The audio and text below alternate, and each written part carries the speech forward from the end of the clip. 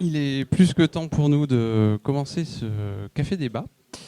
Donc bonsoir et bienvenue à tous pour notre café débat consacré à l'Antiquité en partenariat avec l'association Périple.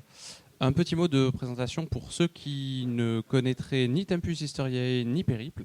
Tempus Historiae est une association organisatrice de café débat depuis l'automne 2014, hébergée à l'université Toulouse 2 Jean Jaurès, que l'on remercie en particulier les services de la DETIS qui nous prêtent le matériel, le FSDIE qui nous finance, et hébergée également tous les mois par le Bistro 12, dont on remercie les patrons, pour des événements consacrés à différentes thématiques et animés à chaque occurrence par deux jeunes chercheurs, on va dire au sens large, qu'ils soient docteurs, doctorants ou étudiants en master. Périple, maintenant. Je pense que à la tribune, certaines personnes seront bien mieux placées que moi pour présenter l'association Périple, mais j'en dis tout de même un mot. Périple est une association hébergée et financée par l'Université Toulouse de Jean Jaurès et consacrée à la promotion des études antiques auprès des étudiants, mais aussi du grand public. Périple co-organise avec différentes associations dont Tempus Historiae une semaine consacrée à l'Antiquité jusqu'à samedi midi, si je ne me trompe pas. Et vous retrouverez les différents événements qui auront lieu au cours de cette semaine, qu'il s'agisse d'ateliers, de conférences, de visites, ou, merci Arnaud, ou voilà, de dégustations sur le petit flyer que vous voyez à l'écran, mais aussi sur notre site internet, pour ceux qui n'auraient pas le temps de noter tous les événements les intéressants. Dans le cadre de cette semaine, Tempus vous propose un café intitulé Paroles d'outre-tombe, consacré aux funéraires au sens très large du terme.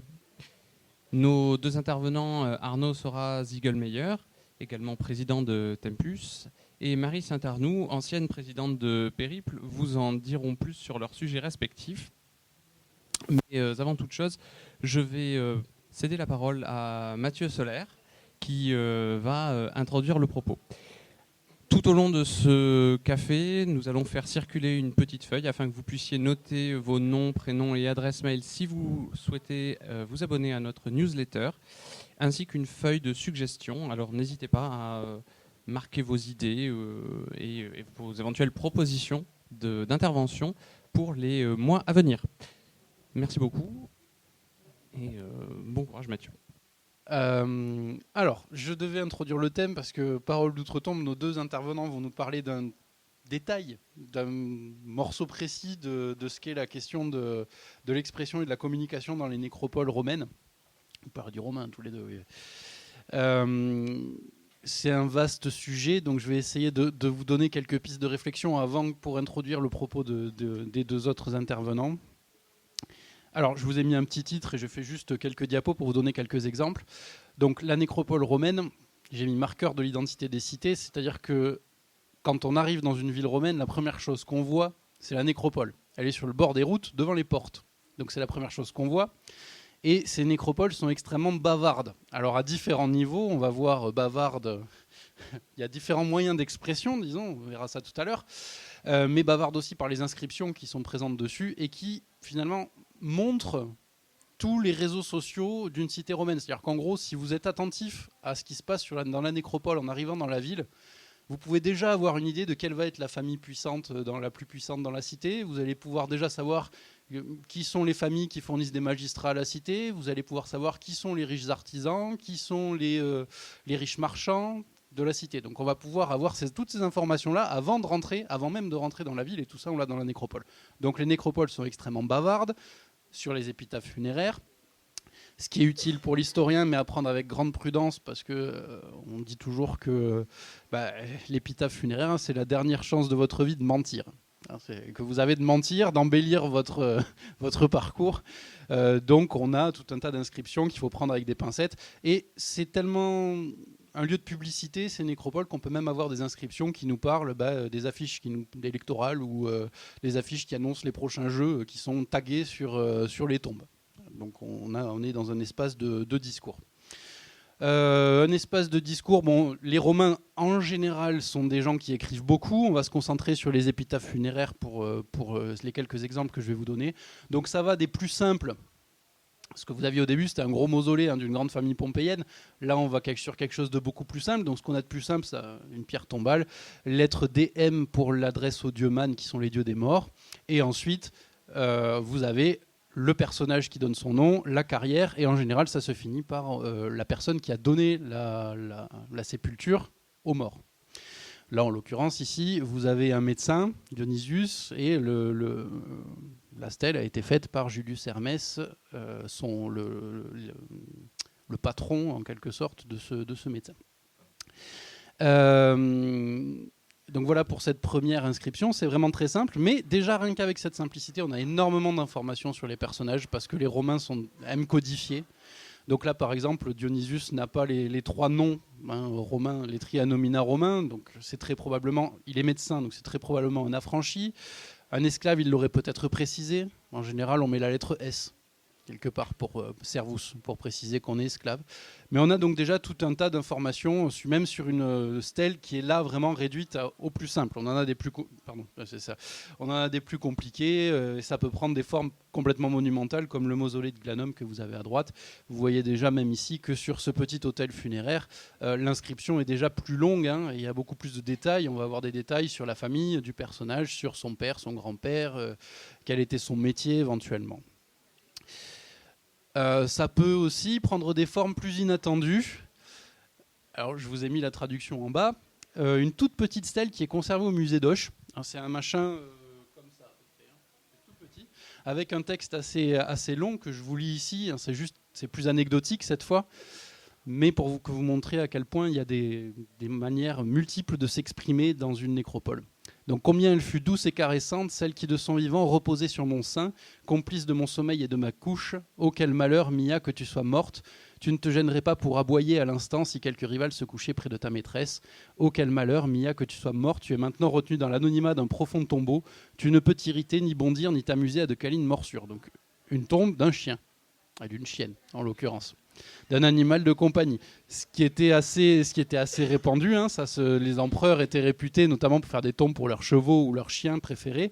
Là, ici, c'est une simple aristocrate, très probablement quand même, parce qu'un pauvre ne ferait pas une inscription comme ça pour un animal, mais une aristocrate d'Auch. Et là, vous voyez, il n'y a plus du tout d'idée de représentation. Là, on n'a même pas le nom de la maîtresse. Donc c'est vraiment juste par amour pour son chien qu'elle a fait graver cette petite chose, qui en plus manifeste quand même que la personne qui a fait faire ça, en plus d'aimer les animaux, était aussi une lettrée, parce que c'est une imitation d'un poème de Catulle qui s'appelle « Les moineaux de Lesbie », qui était sur des moineaux, et ils ont adapté pour des chiens. Donc voilà, dans une nécropole, on parle. On parle beaucoup et on parle de manière très variable. Et donc, on va voir d'autres modes d'expression que les inscriptions, avec notre première intervenante qui a fait un master 1 sur les coiffures flaviennes. C'est ça, des statues flaviennes et antonines, non, Flavien, voilà, un peu les portraits de Narbonne. Voilà.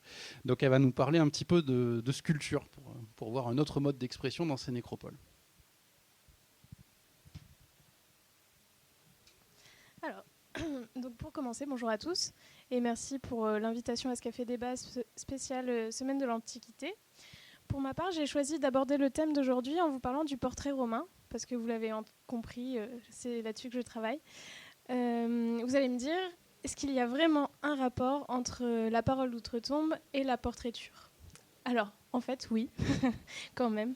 J'ai choisi de prendre la notion de parole au sens large du terme, au sens de discours, et comme ça, de vous parler du message véhiculé non pas par les mots, mais par les images. On va donc parler ici d'une parole faite de mots On va donc parler d'une parole qui n'est pas faite de mots, mais qui est plutôt qui est un discours silencieux, qui se révèle quand même très parlant quand on en connaît les codes. Je ne sais pas si vous m'entendez en fait. C'est mieux ? Donc, le portrait tient une place considérable dans l'art romain.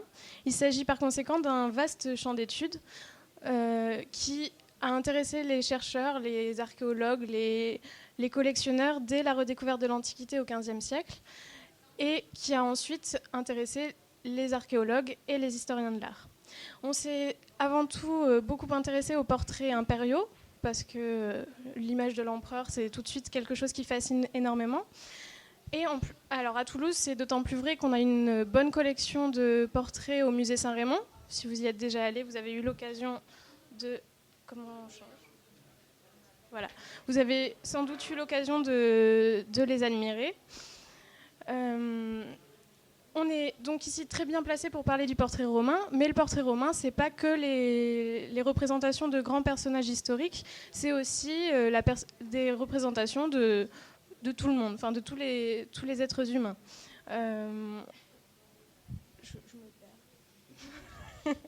Donc on va voir que toutes les personnes qui ont les moyens de se faire représenter vont le faire et vont s'offrir des portraits. C'est pour cette raison qu'on trouve de nombreuses représentations de patriciens, de patriciennes, mais aussi d'affranchis, hommes et femmes, comme on a pu en voir tout à l'heure. Non, c'était juste une inscription, je ne sais plus. Voilà.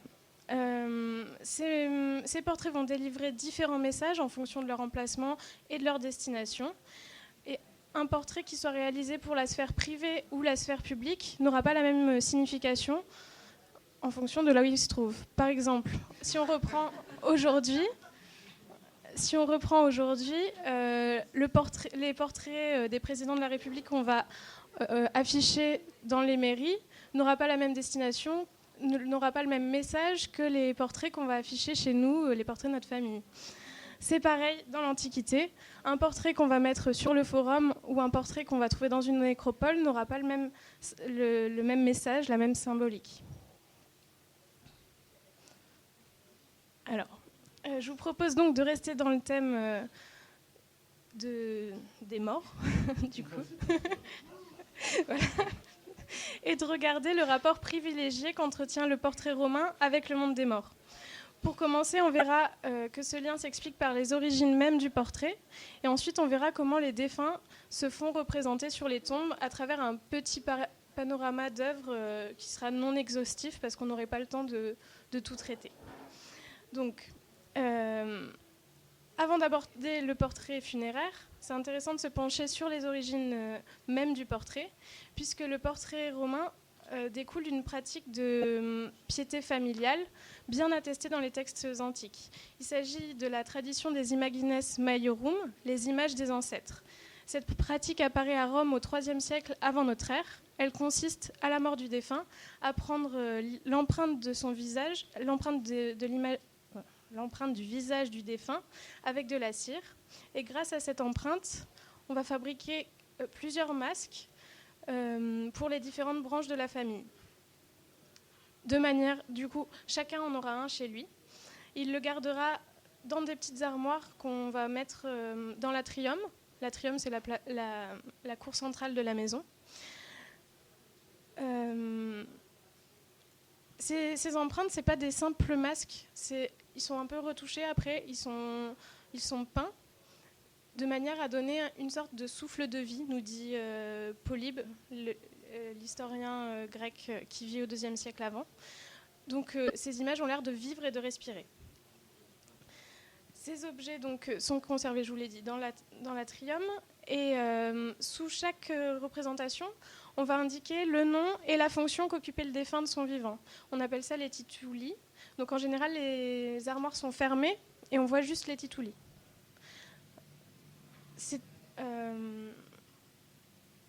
Faut aussi penser que chaque personne, quand elle arrivait dans une nouvelle maison, par exemple les femmes, quand elles arrivent dans la maison de leur famille, elles emmènent les images de leurs ancêtres. Elles les mettent à côté de celles de son mari, parce que c'est très important d'avoir des images, des ancêtres importants.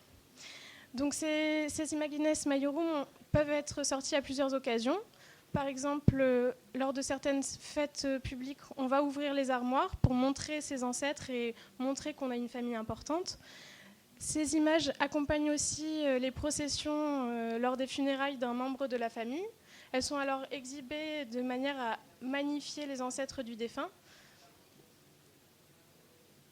D'ailleurs, le jus imaginum, c'est-à-dire le droit de posséder des images d'ancêtres, est réservé au début à la nobilitas, à la noblesse. Et parallèlement, on accède à la nobilitas qu'en ayant des ancêtres illustres, donc en ayant des images. C'est un parallèle assez original. Au fur et à mesure, quand même, les classes sociales les inférieures vont copier la noblesse, la nobilitas, et cette pratique va se répandre dans toutes les couches de la société. Chacun voudra faire comme les plus riches et avoir de belles images chez soi.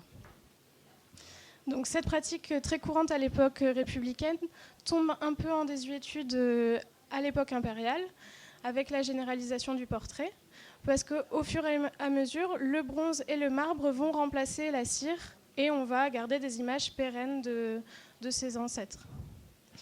On a un bon exemple ici avec le Togatus Barberini.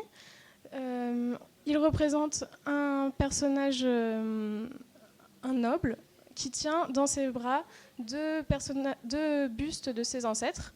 On imagine bien que ces bustes étaient en cire parce qu'il ne pourrait pas les porter si c'était en pierre. Ce serait beaucoup trop lourd. Et ça représente là vraiment la tradition des Imagines Maiorum.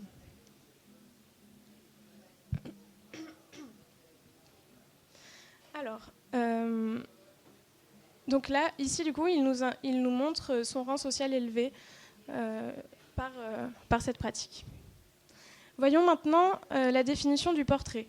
Si on regarde dans le Larousse, on peut lire « représentation de quelqu'un par le dessin, la peinture, la photographie, etc. Description orale, écrite, filmée de quelqu'un. Exemple, faire le portrait avantageux d'un ami. Image parfaitement ressemblante de quelqu'un. Il est tout le portrait de son frère.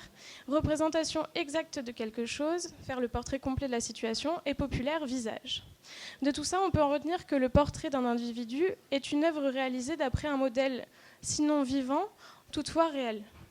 L'œuvre à l'effigie de cet individu tente alors de reproduire les traits, les expressions et les caractéristiques physiques qui s'appliquent au portrait romain.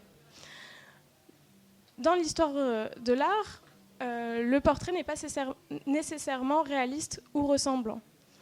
Pour schématiser un peu, on peut dire que deux courants se sont opposés. D'un côté, on a la tradition des représentations idéalisées des individus qui cherchent à magnifier les personnes représentées, et de l'autre, une tradition plutôt réaliste, cherchant à représenter fidèlement les individus. On retrouve cette même dualité à l'époque romaine, mais on ne détaillera pas plus que ça aujourd'hui parce que ce n'est pas le propos. Mais au moins, c'est dit. Voilà. Aujourd'hui, donc, je vais vous parler de portraits sculptés, non pas parce que les portraits peints n'existent pas dans l'Antiquité, mais parce qu'on n'en conserve que peu d'exemples. La peinture de chevalet dont nous parlent les textes antiques ne nous est pas parvenue du fait de la mauvaise conservation du bois. On en a quand même quelques exemples là. À gauche, vous avez un portrait, le portrait d'un couple trouvé à Pompéi, donc peinture murale. Et à droite, un exemplaire trouvé dans le Fayoum, en Égypte. On en conserve pas mal en Égypte, des portraits peints sur des plaques de bois. Mais là, c'est pas du tout mon sujet d'étude. Et en plus, on a déjà fait un café débat pour les plus assidus. On avait parlé des portraits... Je sais, ils sont pas là, je sais pas où ils sont. Oui, avec Céline, voilà. Voilà, on avait déjà parlé, donc je crois qu'il y a des podcasts du Café Débat, vous pourrez retrouver si vous voulez. Voilà. Donc, les portraits sculptés peuvent être divisés, eux, en deux groupes. Les rondes bosses, comme on a à gauche, une ronde bosse, ça va être une sculpture dont on va pouvoir faire le tour, et les reliefs, comme à droite, ce sera une sculpture qui est en saillie sur un fond que l'on peut voir. Donc à gauche, une femme et sa fille trouvées dans le Var, à Apt, et à droite un couple trouvé à Nîmes. Voilà. Ensuite, donc les défunts, on peut les représenter du coup en pied, donc de haut, de la tête aux pieds, forcément, en buste ou encore juste représenter la tête. Ça va dépendre de l'endroit où on va vouloir mettre le portrait, de l'argent qu'on va avoir, etc. Donc il y a plein de types de représentations, je ne vais pas tous les énumérer, mais on va en voir quelques-uns juste après. Les représentations funéraires, donc, les tombeaux sont des lieux privilégiés pour représenter les individus.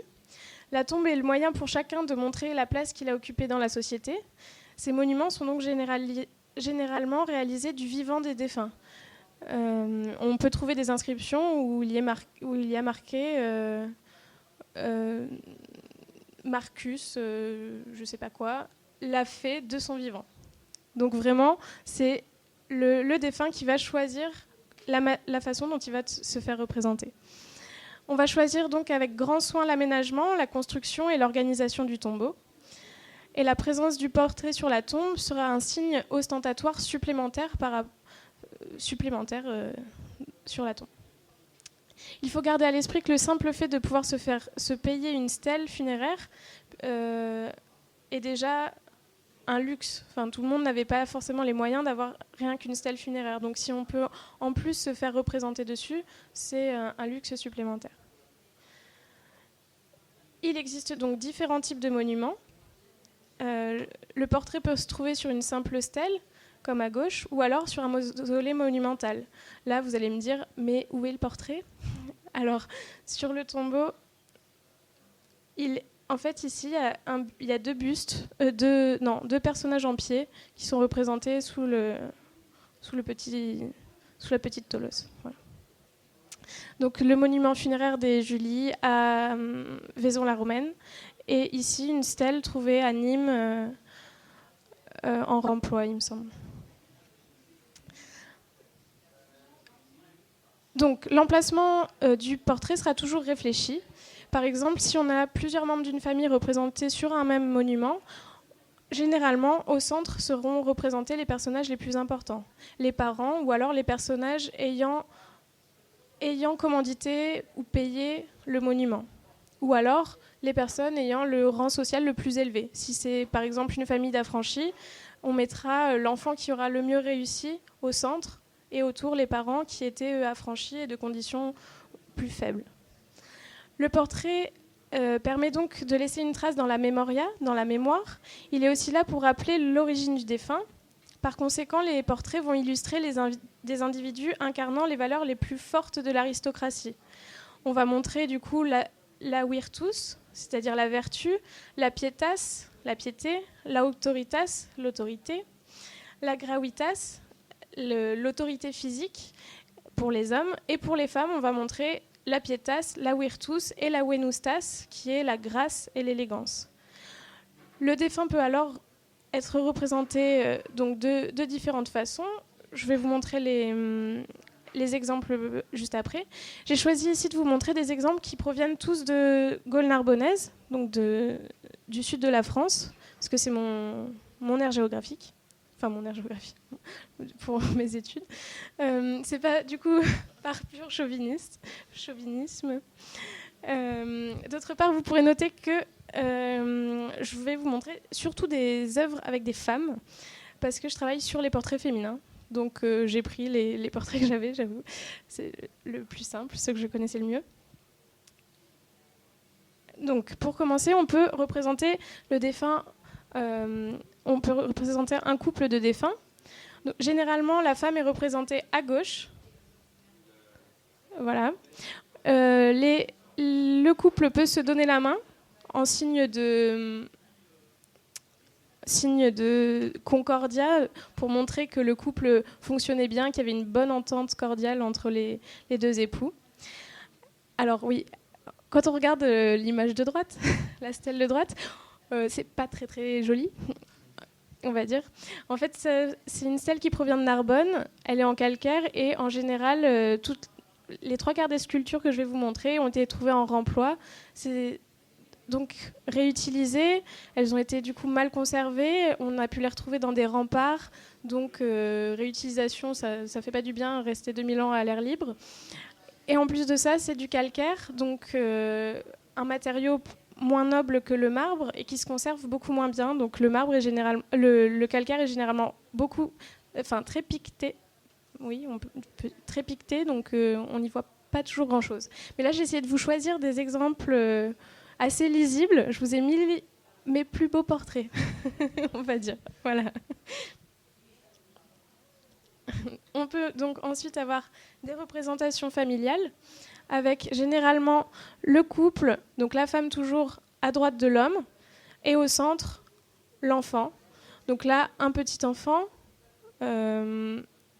Ici, un enfant peut-être un peu plus âgé. Cette fois, la famille représentée dans une niche. On peut trouver toutes sortes de scènes.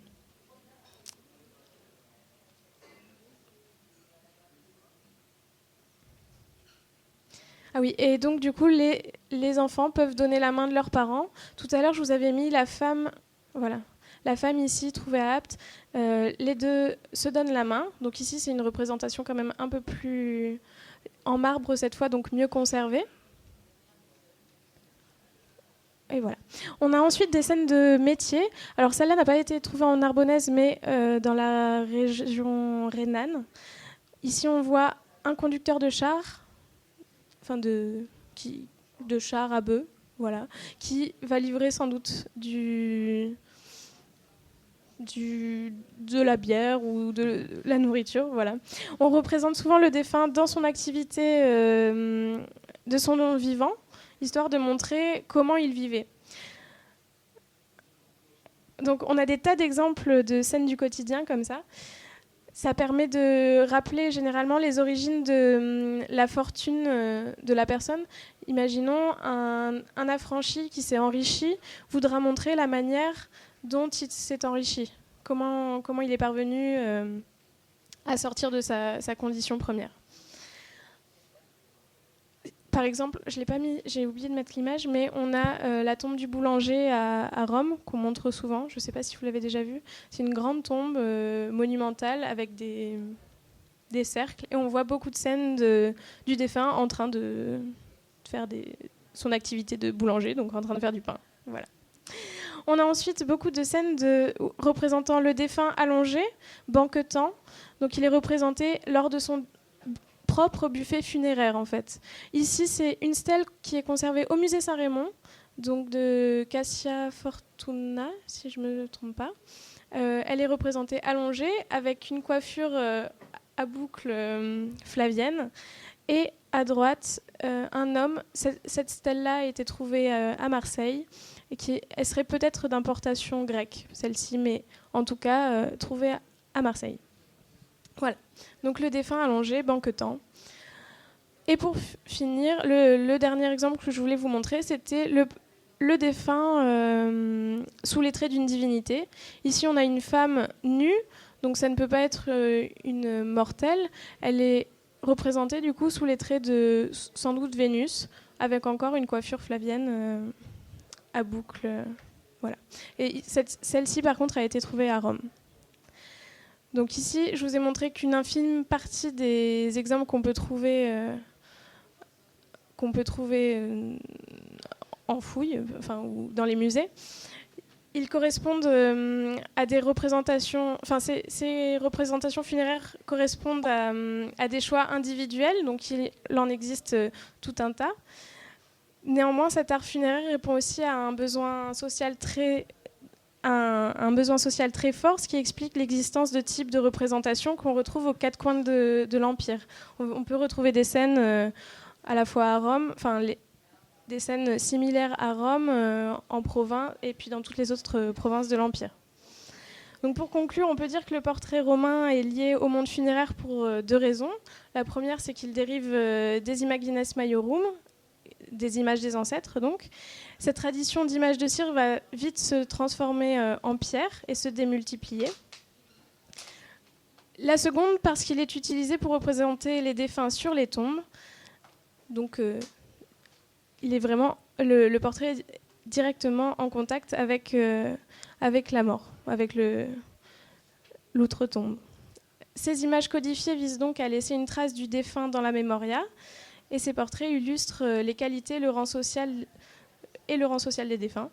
Aujourd'hui, ces portraits vont nous apporter de très nombreuses informations, puisqu'on peut voir les activités du quotidien, mais aussi avoir des témoignages sur les mœurs, les coutumes, les volontés de représentation des ancêtres, et aussi la mode du quotidien.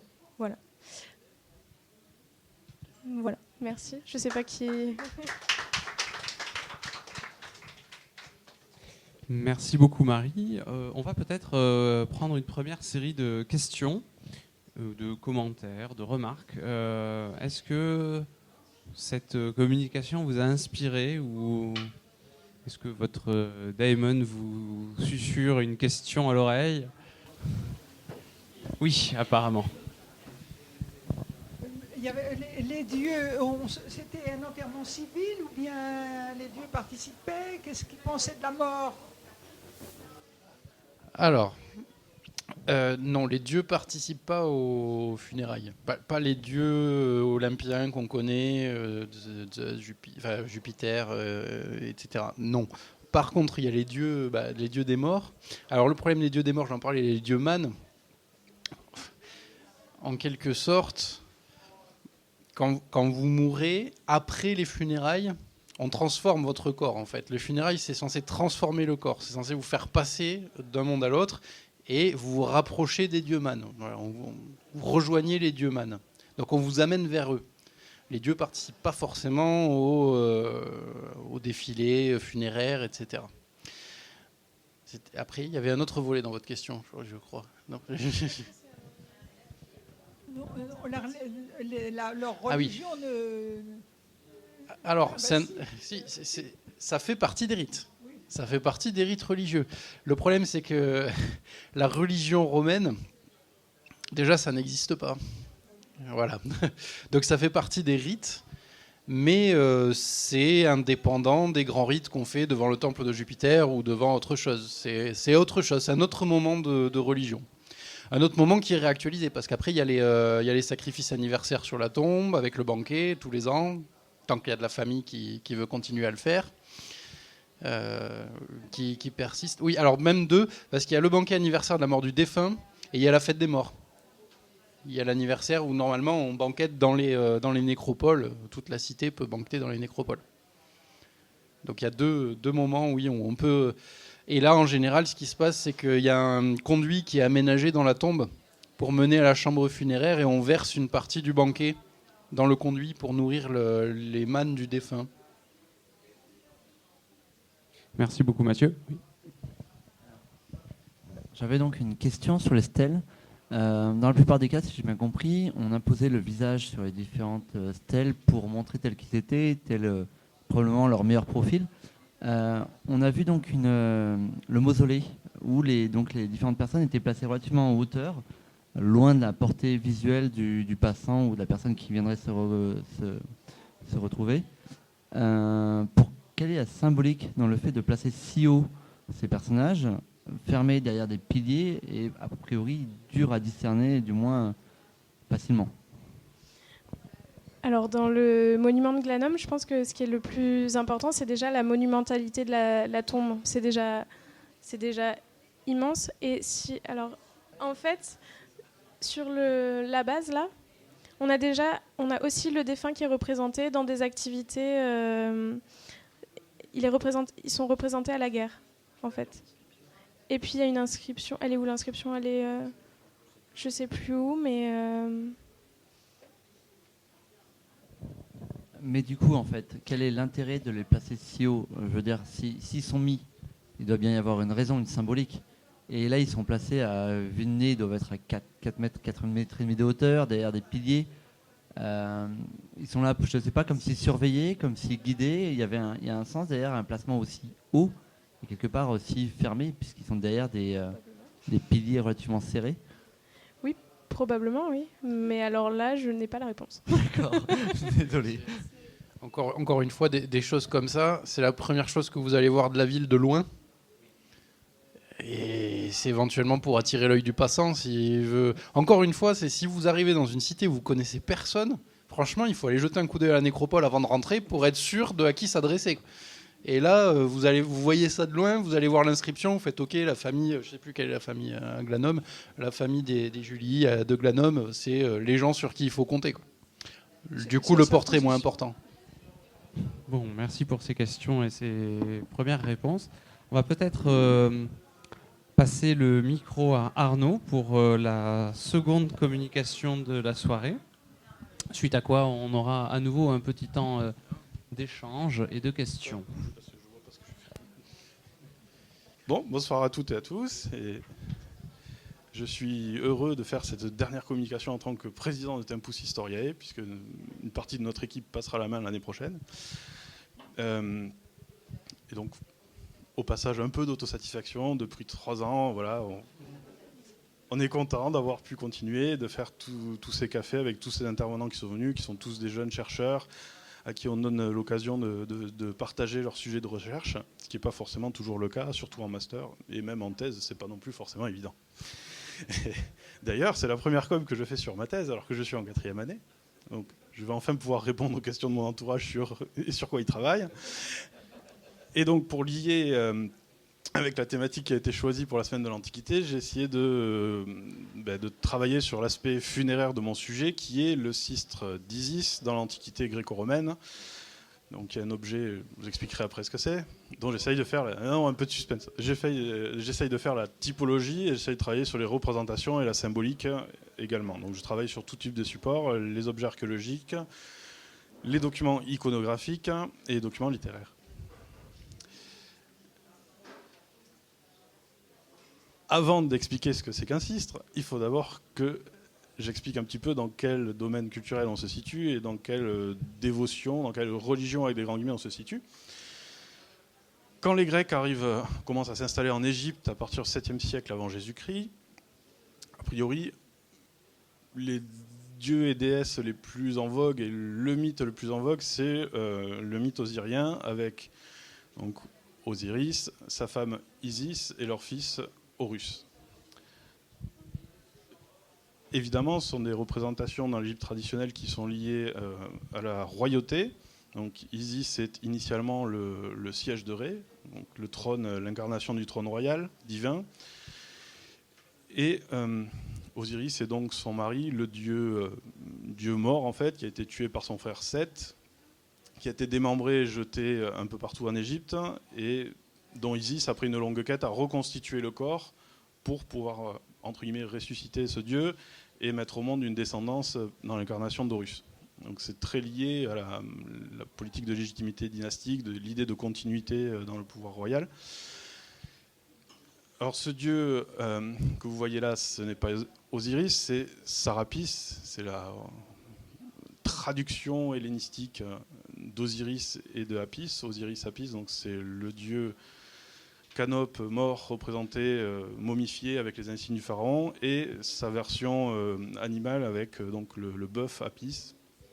On cherche chaque année qui est une version, on va dire, dérivée de cet Osiris. Donc Osiris Apis, pour les Grecs, bon, on va faire Sarapis, on va faire un dieu qui est anthropomorphe, on ne fait pas de zoomorphie chez les Romains et chez les Grecs. Et pour ce qui est de Isis, elle a bien changé quand même, elle s'est transformée d'une chaise aussi en divinité anthropomorphe, et qu'on reconnaît ici parce qu'elle porte donc, le basileion, ça marche plus ici. Ici sur la tête, qui est une couronne égyptienne avec des cornes et un disque solaire, et le sistre qui est son attribut porté dans la main droite. Question suivante, qu'est-ce qu'un sistre ?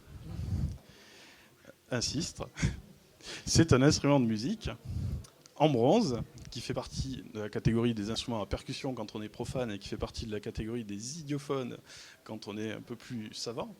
Parce que les musicologues à partir du 19e siècle et jusqu'à aujourd'hui classifient les instruments non pas à percussion, à clavier, etc., mais en aérophone, cordophone, membraphone selon le type d'émission qui sert pour produire le son. C'est un objet en bronze qui fait entre 40 et 10 cm selon son origine géographique, qui est d'origine égyptienne donc à la base, qui est liée à la déesse Hathor et qui va passer dans les mains d'Isis par une assimilation de ces deux déesses à l'époque justement hellénistique.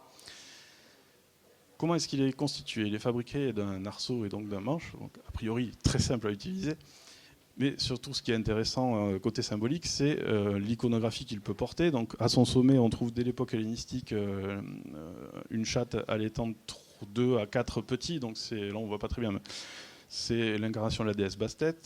On retrouve une couronne atorique ici.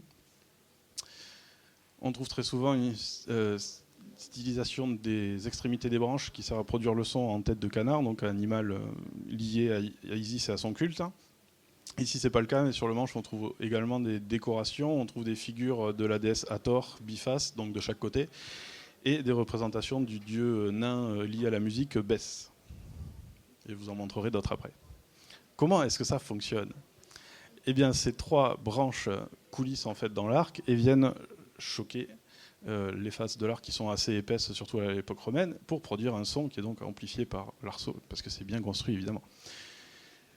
Comment est-ce qu'on prouve ça quand voilà, on n'est pas convaincu ? On regarde l'autre côté qui n'est jamais publié en général, et on voit qu'il y a des traces d'usure de forme circulaire, puisque les branches coulissent d'un côté à l'autre, mais tournent aussi sur elles-mêmes, donc ça fait des traces circulaires sur le côté. Et ça me permet de vous dire qu'aussi, sur le côté, on trouve généralement des couronnes égyptiennes, diverses et variées, plus ou moins stylisées, plus ou moins déformées, plus ou moins pas du tout comprises par les Grecs et les Romains, selon les périodes.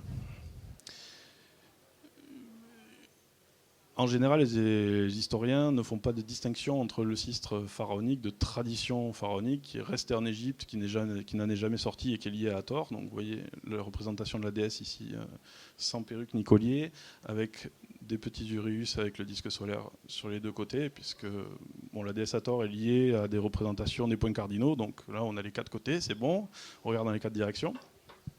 Et d'un point de vue organologique, d'un point de vue fonctionnement de l'instrument, on n'a pas des branches mobiles puisqu'elles sont coincées par d'autres serpents couronnés et pliées sur le côté de l'arc. Donc pas de branches mobiles, mais des anneaux qui, eux, viennent choquer l'intérieur de l'arc. En termes de construction, ce qui est visible aussi, c'est qu'on a une fine lamelle de bronze qui fait entre 1 et 2 mm qui est fixée ici au niveau de la base de l'arc, ce qui n'est pas le cas ici où on a un ensemble qui est fondu, qui est relativement épais, qui peut aller jusqu'à 1 cm d'épaisseur. Donc ça permet, cette étude organologique, de distinguer ce qui était traditionnel, entre guillemets, et ce qu'en ont fait les Grecs et les Romains. Si on prend le corpus archéologique, évidemment, ces objets ne sont pas distincts, donc on appelle les sistres, et donc quand on fait sa bibliographie, on liste tous les sistres, et après, on les distingue entre ceux qui sont traditionnels et ceux qui ont été interprétés à partir de l'époque hellénistique. Dès l'origine du sistre, il y a un lien avec le monde funéraire, parce qu'il faut quand même se raccrocher au thème de la journée. Un des plus anciens sistres qui a été trouvé donc au milieu du XVe siècle avant Jésus-Christ provient de la tombe de Toutankhamon, et on a trouvé 2 sistres similaires qui ont pour le coup une composition composite, c'est-à-dire qu'ils sont à la fois en bois et en bronze, mais en alliage cuivreux, pas choquer les archéologues. Voilà. Et ensuite, ils sont constitués entièrement en bronze. On en trouve aussi en faïence, en terre cuite, etc. Mais c'est un autre type d'objet. On fait un grand saut dans le temps avec les portraits du Fayoum, donc qui sont des portraits d'époque romaine en Égypte, où on va retrouver l'instrument sur ces portraits funéraires en tant que marque justement de la dévotion particulière du défunt pour ses divinités et pas pour une autre. Si vous voyez un sistre, c'est Isis. Si vous voyez une lyre, c'est Apollon. Voilà, ça sert d'estampille pour montrer les dévotions. Alors, je vous mets quand même un sistre plus complet d'époque hellénistique où vous avez la figure hathorique qui va en fait perdre ses traits bovins en fait, parce que Hathor c'est la déesse vache, elle va s'anthropomorphiser comme les dieux en fait. Vous avez le petit dieu Bès ici. Vous avez les montants de temples à l'égyptienne ici, mais qui sont un petit peu fantasmés, et vous retrouvez les têtes de canard et la chatte en haut de l'arc. Sur ces 333 sistres, on connaît très peu de provenance, comme pour la plupart des objets archéologiques qui proviennent de collections du XIXe siècle. Mais dans les provenances qu'on connaît, vous allez voir, une très grande majorité proviennent de tombes. Alors, quand je dis provenance, c'est au sens large, c'est des fois on sait d'où ils viennent, on sait qu'ils viennent d'une tombe, et dans 2 cas, sur 333, on a un vrai dessin archéologique avec des mesures. Dans le monde grec, qui est le premier à recevoir ce culte depuis l'Égypte, on va en trouver dans des tombes, c'est ce qui est représenté en rouge ici. En fait, dans la Grèce continentale, avec Rhénée en face de Délos, qui est un lieu d'accueil important pour Sarapis à la fin de la période hellénistique. Et pratiquement tous ces sistres, sauf ceux de Patras, sont d'époque hellénistique. Donc là, c'est de proche en proche, il n'y a pas trop de questions à se poser sur le développement. Il n'y a pas d'évolution directe, puisque tous ces sistres, a priori, proviennent d'Égypte. En tout cas, les types qui sont retrouvés ici existent déjà en Égypte et sont une conception grecque locale. Il y a un autre sistre qui provient de Corinthe, dont je vous parlerai après. Vous voyez, ça fait un gros rapport quand même sur tous ceux qui ont été trouvés avec une provenance. Ils viennent presque tous d'une tombe.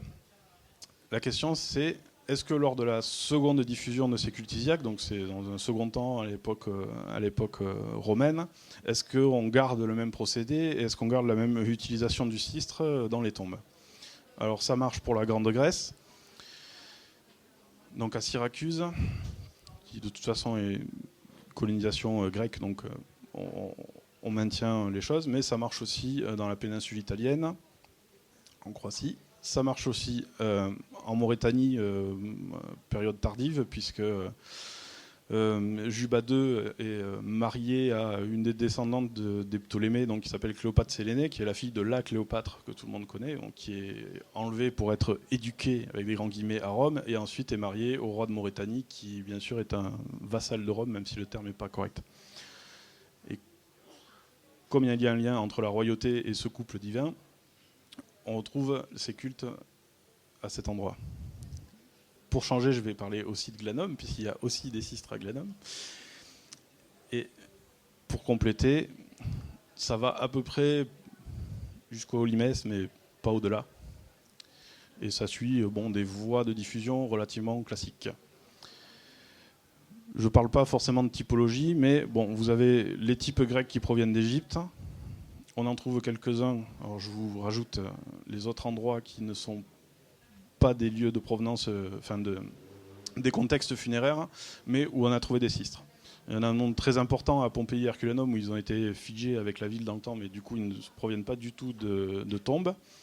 Et à Rome, où on les a retrouvés un peu partout, et notamment dans le Tibre, mais là, a priori, ce serait une autre fonction liée à l'eau.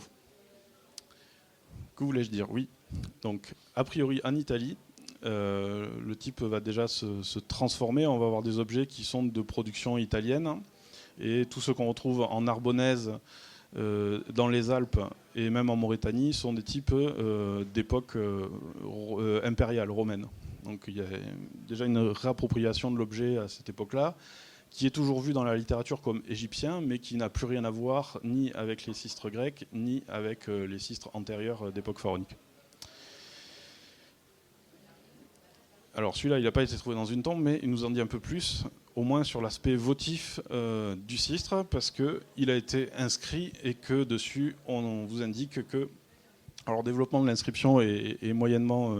voilà, mais la traduction qui fait consensus, c'est que ce sistre est un ex-voto, a été offert donc par un forgeron qui a priori l'a fabriqué lui-même, donc a priori dans le temple ou la déesse. Il y a aussi une inscription du temple de Némi juste à côté de Rome qui fait mention d'une commande de sistre, a priori pour un usage dans le temple.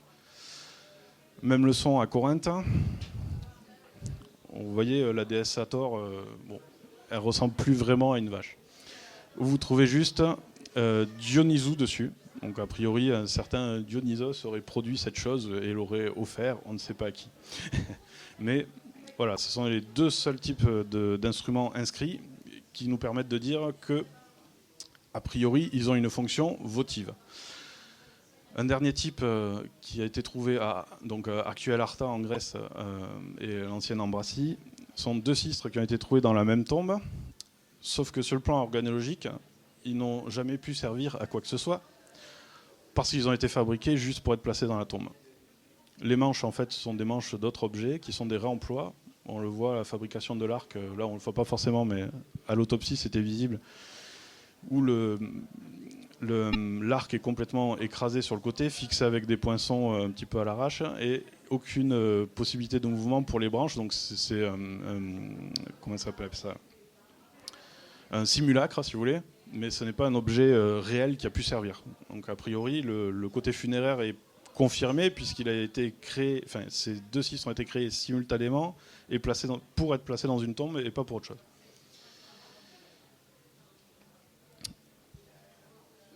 L'un des buts de mon sujet, c'est aussi d'essayer de comprendre tous les aspects possibles du sistre, d'où le terme de polysémie, c'est-à-dire que selon les contextes, on peut l'interpréter de différentes manières. Donc, si on se focalise que sur l'aspect funéraire,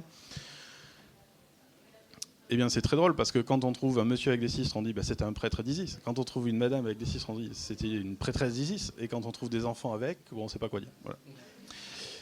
Donc il faut essayer de voir les choses globalement et pas au cas par cas. Donc a priori, on peut dire que c'est un objet sonore qui est utilisé par les prêtres, mais aussi par les dévots, c'est ce que confirme l'iconographie. On peut confirmer que quand l'offrande se fait invisible, c'est-à-dire à l'intérieur de la tombe, c'est pour marquer une appartenance ou pour faire une offrande à la déesse, ou pour en tout cas montrer dans les questionnements sur l'après-vie, etc., qu'on appartient à ce culte-là en particulier. Par rapport à ce qui a été dit sur les Grecs et les Romains, les cultes Isis proposent une autre offre concernant l'au-delà, ce qui explique qu'il ait pu se développer et qu'il y ait un lien avec le funéraire, mais j'en dirai un peu plus après. On peut présumer aussi que c'est un aspect apotropaïque, c'est-à-dire qui protège, qui rejette les démons, etc. C'est très souvent lié à tous les instruments à percussion en bronze. On trouve souvent des témoignages liés à ça. Donc l'aspect identitaire dont j'ai déjà parlé et l'aspect religieux pour les questions de vie dans l'au-delà. Bon, ça, c'est les hypothèses. Si on regarde la littérature, on a un corpus qui est extrêmement réduit avec 52 occurrences, mais elles nous en disent beaucoup, en tout cas sur l'aspect apotropaïque.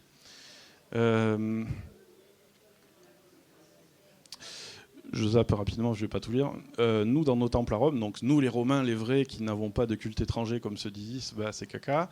Nous avons reçu Onisis, Téchien, demi-dieu, donc Anubis, des sistres appelant aux larmes. Donc, même s'il y a un côté satirique et pastiche, on peut présumer que ça fait référence à la recherche du corps d'Osiris, qui est une cérémonie très importante dans les cultes isiaques, et où les sistres, a priori, ont leur place. Et où vous trouvez des pleureuses qui illustrent la tragédie de la déesse qui recherche son mari, etc. Et celui que tes pleurs témoignent n'être qu'un homme, Osiris, parce qu'un dieu qui meurt, ça fait pas très crédible, quoi. Mais il revient quand même. Bon, évidemment, c'est une diatribe contre tout ce qui est égyptien. Voilà. Entre les lignes, on peut essayer de voir un aspect funéraire. Évidemment, on ne va pas prendre que ça, sinon ce ne serait pas assez.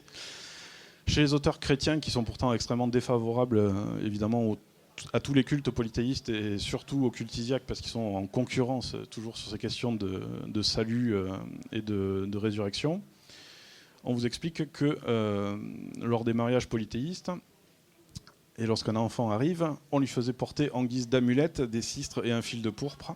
Et il y avait encore beaucoup d'autres superstitions, etc. Bon. Évidemment, c'est déprécié, mais on est un peu plus certain de l'aspect protecteur du sistre. Surtout que, par l'étude des types, on voit qu'il y a une évolution progressive de l'instrument vers l'amulette, en fait. C'est-à-dire qu'il devient de plus en plus petit et donc de plus en plus totalement inopérant sur le plan sonore.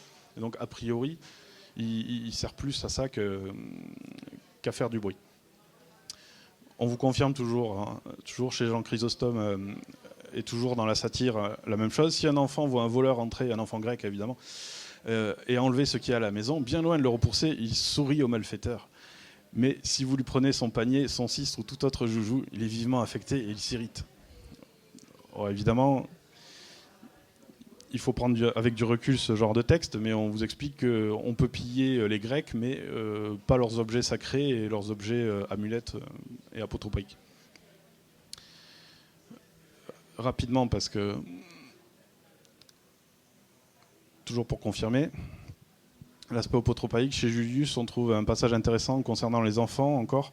On appelle ainsi le crotal et le sistre, avec lesquels les nourrices qui attirent les esprits endormaient par des chants ceux des enfants qui ne trouvaient pas le sommeil. Donc là, on a 2 instruments à percussion, en plus le crotal et le sistre, qui sont utilisés comme des parts démons pour les enfants qui sont un peu préoccupés, qui ont peur du noir, tout ça.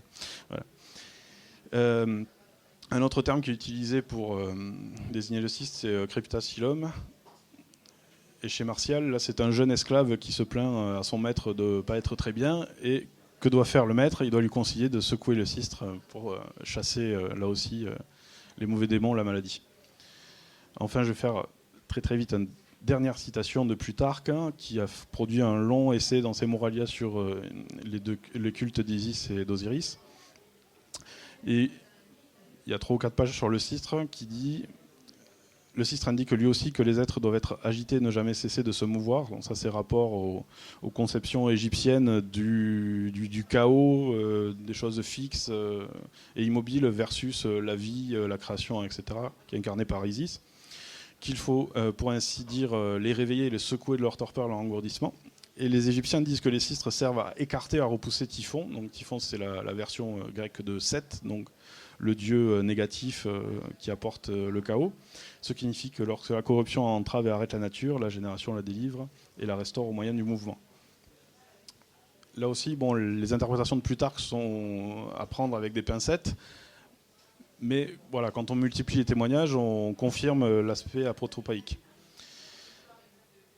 Alors, nous avons le sistre dans la tombe, et nous avons le sistre au-dessus de la tombe. Donc, tout ceci concerne, on va dire, le défunt et son rapport au divin, et tout ceci concerne la même chose, mais aussi le rapport du défunt avec la société, avec ce qui est de l'ordre du visible, dont on a déjà parlé tout à l'heure, donc je ne vais pas faire plus d'interprétation sur les stèles funéraires, mais on retrouve le sistre, on retrouve un autre symbole isiaque qui est le nœud isiaque sur la poitrine ici, et la situle. Pas de hasard, Marie l'a dit tout à l'heure, on copie en fait l'attitude de la déesse, c'est la version canonique de la déesse, vous savez les déesses ont plein de versions différentes selon leur fonction, et donc des représentations extrêmement variées. Mais là, on assure de bien communiquer sa dévotion particulière à ce culte-là et pas à un autre. Bon, on s'assure par là même aussi certainement la faveur des dieux, mais ça c'est une autre question. Bon, il y a plusieurs exemples. Il y a même des moments où le sistre n'a plus besoin d'être tenu par le défunt, il sert juste d'estampille sur la stèle funéraire. Il y a de nombreux cas où ça représente une centaine de stèles en Attique et à Rome. Voilà, bon, plus ou moins fragmentaire. Bon, on parlait d'inscription justement, il n'y a pas d'inscription. Pourquoi? Parce qu'il n'y a pas besoin. Tout est dit déjà. Et les seules inscriptions qu'on a qui mentionnent le sistre, il n'y a pas de représentation de sistre dessus. On vous explique que la personne est sacerdoce d'Isis, mais qu'elle porte le sistre à cause de ça, mais on vous dit pas, enfin on représente pas de sistre. Bon, là aussi les interprétations sont variées. Mais on a voulu faire des gens qui portaient le sistre tous des prêtres, sauf que quand on a 100 stèles ou 150 stèles, on ne peut pas avoir des prêtres d'Isis partout, ça marche pas. Hein. C'était un culte populaire, mais pas exagéré. Donc a priori, ce sont plutôt dans ce contexte-là des stèles funéraires, des dévots qui expriment leur penchant, on va dire, pour cette déesse. Donc ça, c'était pour l'aspect funéraire. Pour élargir un petit peu, bon, faut savoir que ce qui est complexe, c'est que ce symbole va essaimer un peu partout. Là, vous êtes sur les dalles d'un mitréum à Ostie, donc a priori un autre culte, où le sistre sert de symbole aux différentes catégories d'initiation. Quand on remonte le sol, vous avez plusieurs dalles avec plusieurs symboles dessus. Donc on n'est plus du tout dans le funéraire. Si on prend, je vous en ai parlé, Juba II et Cléopâtre Sélénée, vous avez sur les monnaies une frappe du sistre et du basileion qui sert là aussi à identifier à la fois une dynastie, donc c'est politique, et aussi une préférence religieuse, puisque ce sont les dieux de ses ancêtres Lagide et des Ptolémées, descendants des Gréco-Macédoniens d'Égypte. Donc on n'est plus dans le funéraire, donc selon les contextes et selon les types de sources, il faut voir ce que ça donne. Et donc chez les Romains, ça va être encore autre chose. Ça va être un attribut de la représentation de l'Égypte sur les Vota Publica, qui est une sorte de série commémorative où chaque province est représentée, et chaque province vaincue par Rome, évidemment, à Rome, donc qui est frappée sous les empereurs. Donc voilà quelques indices un peu empiriques sur le sistre et le monde funéraire. J'espère que ça vous a donné des idées et que ça a un peu complété ce qui a été dit auparavant sur les stèles funéraires.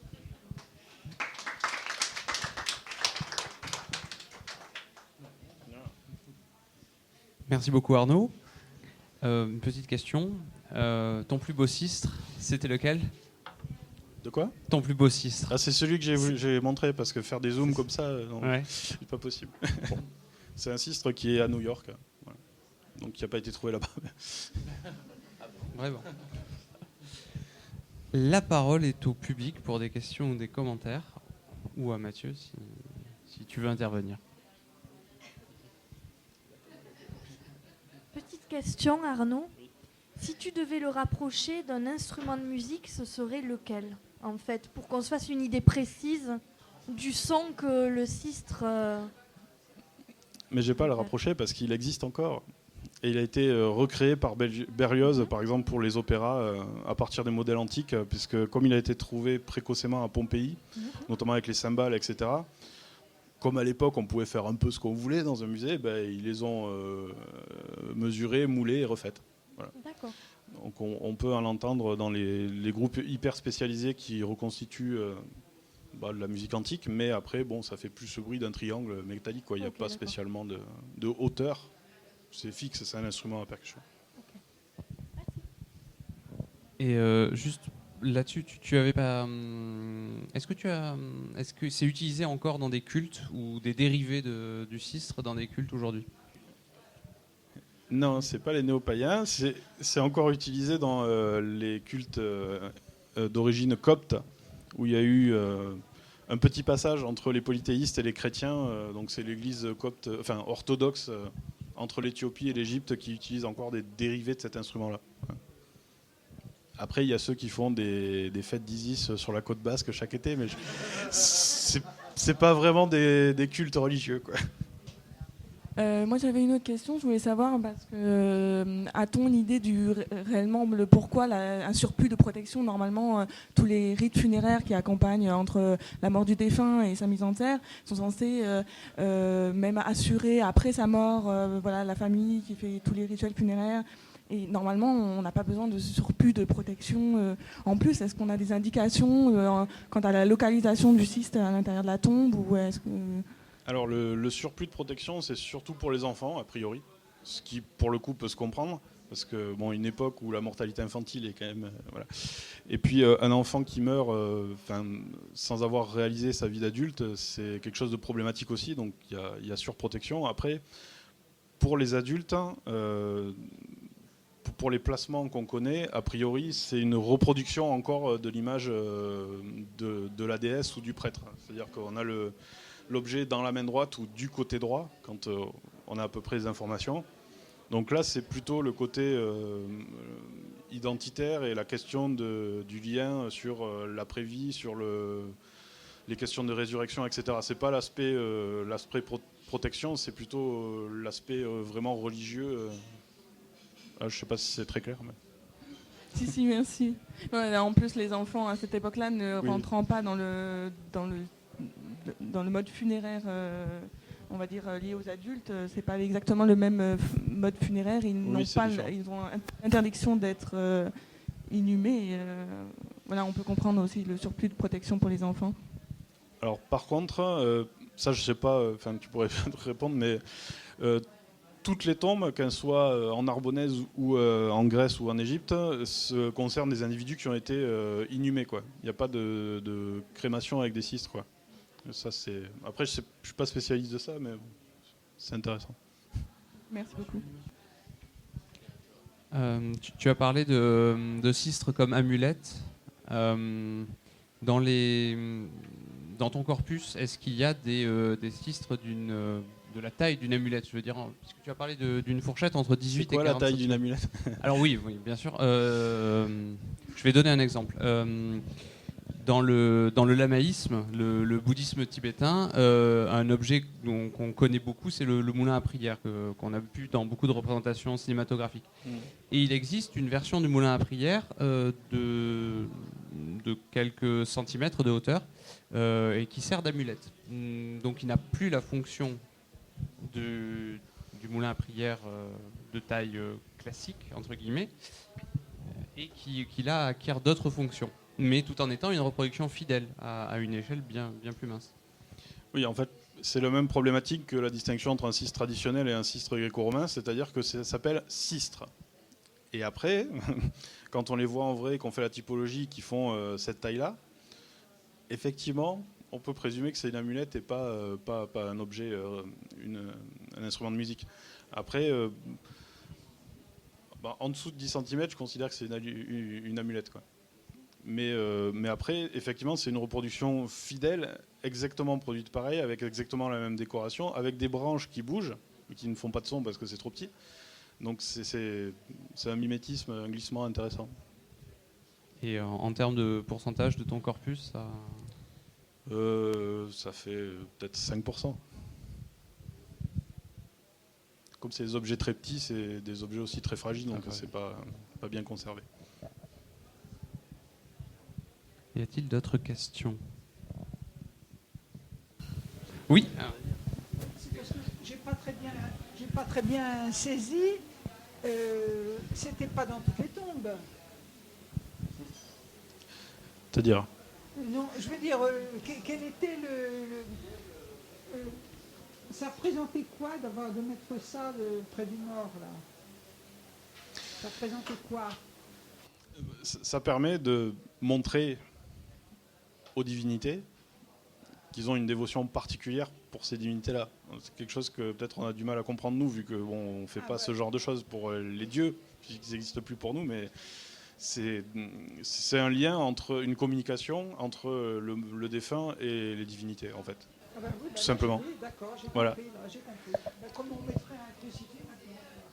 Oui, voilà. Mais ça fonctionne pour d'autres cultes, pas que pour celui-là. Mais le fait que ce soit un objet spécifique et celui-là, ça montre que c'est ce culte et pas un autre. Voilà. Après, les crucifix dans les tombes, je sais pas. Après, à prendre avec une très grande prudence, puisque les Romains se font enterrer, enfin les Romains, les Grecs, peu importe, se font enterrer, les Grecs moins, mais se font enterrer avec des objets du quotidien. Que ça soit crémation ou inhumation, peu importe. D'ailleurs, crémation ou inhumation, c'est des questions de mode. Hein. C'est pas grand-chose de religieux derrière. Enfin, il y a des moments où on fait plus de crémation que d'inhumation, des moments où on fait moitié-moitié, puis bon, ça dépend. C'est vrai que par contre, pour l'Égypte, il y a peut-être le lointain souvenir de ce qui se passait en Égypte, où on conservait les corps entiers, peut-être. Mais donc, on se fait enterrer avec les objets du quotidien. Donc, ça peut aussi simplement être un objet du quotidien pour ces gens-là. Il me semble.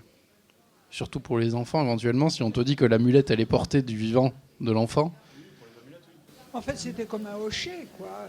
Ah, voilà, merci. Non, mais j'ai un hochet pour un enfant, hein, mais autrement, c'était... Après, c'est vrai qu'il y a un petit côté particulier, parce qu'il y a plusieurs catégories d'objets dans les tombes aussi. Quand c'est des tombes à crémation, il y a ceux qui vont être brûlés sur le bûcher avec le corps, puis ensuite ceux qui vont être déposés brûlés dans la tombe, et il y a aussi ceux qui vont être rajoutés après la crémation, au dernier moment dans la tombe, qui sont entiers, propres. Et là, t'en as jamais qui ont été brûlés, des sistres. Il n'y a pas de crémation. T'as jamais de crémation. Non. Jamais. 100% Il y a un petit quelque chose de particulier avec ce sistre. L'intérêt pour ce sujet, il vient d'abord de l'instrument sistre ou des rites funéraires. Enfin, c'est quoi qui vous a poussé à... Non, l'intérêt, c'est que là, c'est juste un aspect justement de son utilisation, mais dans les discours monétaires, iconographiques, etc., c'est plus une marque politique que religieuse ou funéraire. Donc là, c'était juste un aspect de ses usages. Et justement, ce qui est très compliqué, c'est qu'il y a ça, c'est utilisé, c'est jeté dans les fleuves, c'est représenté sur les stèles funéraires, c'est représenté sur les monnaies, c'est représenté sur des verres, c'est représenté sur des lampes à huile, c'est représenté dans l'iconographie de la déesse, c'est représenté dans l'iconographie des prêtres et des défunts. Donc du coup, c'est difficile de hiérarchiser tout ça. Mais ce qui vous a intéressé, c'est d'abord cet objet-là? Enfin, le début de votre thèse, c'était cet objet qui vous que sur cet objet-là. Ouais. Rien que sur ça, j'ai déjà de quoi m'occuper. D'accord. Voilà. Non, mais c'est juste pour savoir l'origine du sujet, c'était vraiment sur cet instrument. Oui. Mais justement, pour rebondir sur ce que disait Mathieu, c'est qu'un truc comme ça dans une tombe, ça peut pas être un objet quotidien. C'est un objet qui a un usage bien particulier dans les cérémonies, quoi, de cette divinité-là. Oui, non, mais les amulettes, c'est autre chose. Et après, voilà, sur le 100% inhumation, effectivement, ça a été prouvé qu'il n'y a pas de relation entre l'ethnicité ou une civilisation en particulier et la façon d'enterrer les morts. Mais si on prend la perspective de ce culte-là, il peut y avoir un lien. Voilà, après quand j'aurai fini, je vous dirai. Moi, je me pose juste la question de la place de l'enfant dans la mort. Et est-ce qu'il y a un soin ou un rite particulier à apporter qui serait différencié des adultes? Voilà. Je saurais pas dire parce qu'on n'a pas d'éléments explicatifs, quoi. On a juste le résultat final, la tombe avec des objets ou pas d'objets, mais on a des représentations de convois funéraires, mais pour des adultes, mais pour des enfants, j'ai pas. Alors, je sais pas, hein. Franchement, je sais pas, je vois pas les sources qui pourraient nous donner accès à ça.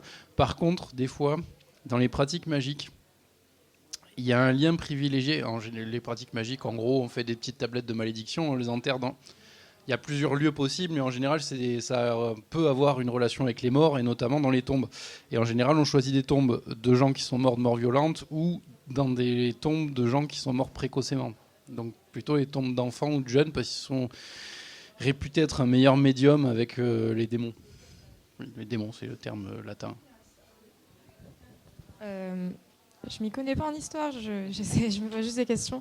Je me dis qu'aussi ce serait intéressant par ce biais-là de se demander à quel point une personne est considérée comme une personne.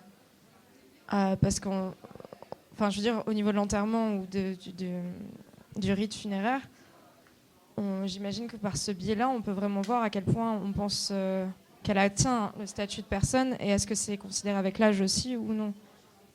Bref. Mais après, la réponse que fait l'historien, c'est si on a des sources pour en parler, on en parlera. Si on n'en a pas, et là, j'en vois pas tellement. Ouais, peut-être, mais ça, je sais pas trop. Chez les puniques, oui. L'enfant n'a pas le droit à une inhumation au même titre que les adultes avant l'apparition des premières dents, donc communément vers 3 ans. Donc les textes interdisent aux parents d'inhumer les fœtus ou les très jeunes immatures, mais on voit au niveau archéologique des dérogations où on peut imaginer que les parents pleurent leur enfant et veulent quand même l'inhumer. On a des tombes quand même d'enfants. On a des sarcophages. Ah oui, on enterre un chien, oui. Après, celle que j'ai montrée, ça relève plus de l'exception quand même. C'est assez rare ce genre de choses. Très souvent, l'animal, il accompagne le défunt. L'animal de compagnie va accompagner le défunt plutôt que d'être enterré tout seul comme ça. Là, il y a une petite originalité quand même. C'est pas tous les jours qu'on voit ce genre de choses. On n'en voit pas beaucoup. Et tu disais ça, c'est pour le monde romain ? Oui. Après, il y a une dérogation, mais les textes interdisent. C'est pour ça qu'on retrouve la plupart des sépultures à l'intérieur des maisons, sous les porches, donc pas dans un lieu consacré, ou alors les immatures sont à part, pas dans le même enclos. Là, ça pose une autre question, parce que il est enfant jusqu'à ce qu'il perde sa bulla, jusqu'à ce qu'il passe à l'âge adulte. Mais là, les immatures, c'est un autre problème encore. C'est un autre stade de l'enfance, quoi. C'est vraiment très jeune. Oui, c'est tout, les morts-nés. Après, on retrouve la même problématique chez les chrétiens, les premiers chrétiens, où, pareil, on ne sait pas où exactement placer les plus jeunes. Parce qu'après, oui, on connaît quelques sarcophages grecs qui montrent des enfants qui avaient peut-être 8 ou 9 ans. Il y en a. Après, c'est pas... On n'en a pas beaucoup. Mais... Après, sinon, il faut remonter plus loin. Il faut remonter aux Puniques qui enterraient tous leurs enfants à moins de 12 ans dans la même nécropole, là, tous au même endroit. Donc là, il y avait vraiment une différenciation. D'ailleurs, c'est pendant des siècles, pendant au moins 2 siècles, on a dit que c'était parce qu'ils sacrifiaient les enfants. Non, pas du tout. C'est parce qu'on a retrouvé les nécropoles, on a cru que c'était les sacrifices d'enfants qui sont décrits dans les textes grecs. Rien du tout. On se rend compte que toutes les tombes d'enfants de moins de 12 ans, elles sont dans ces lieux-là. Donc à un moment donné, ils ne sacrifiaient pas tous les enfants de moins de 12 ans, parce que sinon il y a un problème.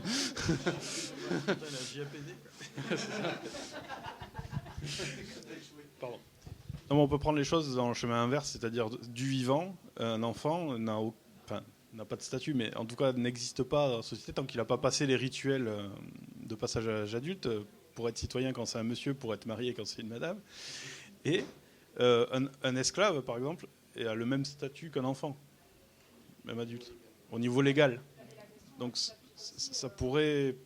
on pourrait voir des choses de ce côté-là. Ça répond à moitié. Une dernière question, peut-être ? Oui, pour Marie.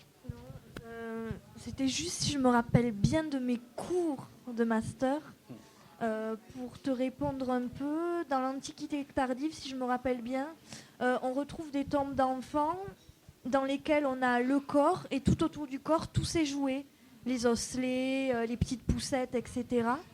Et si je me souviens bien aussi, à l'époque hellénistique, on les enterrait avec de la petite statuaire, les représentant un petit enfant avec un petit chien ou un petit enfant avec un canard, avec une poule. Et c'était ce qu'il y avait dans la tombe à ce moment-là, si je me souviens bien. Oui, c'est ça. Dernière chance pour les questions ou les commentaires. Non, alors je vais remercier Marie, Arnaud et Mathieu pour leurs 3 interventions. Et avant de les applaudir une dernière fois, je vous invite à noter dans vos agendas la date du lundi 24 avril pour notre prochain Café Débat qui sera consacré à la retirada, c'est-à-dire à l'exil espagnol de 38-39. Ce café sera animé par Annélie Prudor de l'Université Toulouse 2 ainsi que Ruben Dolpetit de l'Université de Perpignan. Rendez-vous au Bistrot 12 toujours, à 18h30 toujours, le lundi 24 avril. N'hésitez pas à prendre le petit flyer qui se trouve juste ici. Et bien sûr, vous retrouverez toutes ces informations au travers de notre newsletter, sur notre site internet et sur notre compte Facebook. Donc merci pour votre fidélité et merci encore à nos intervenants.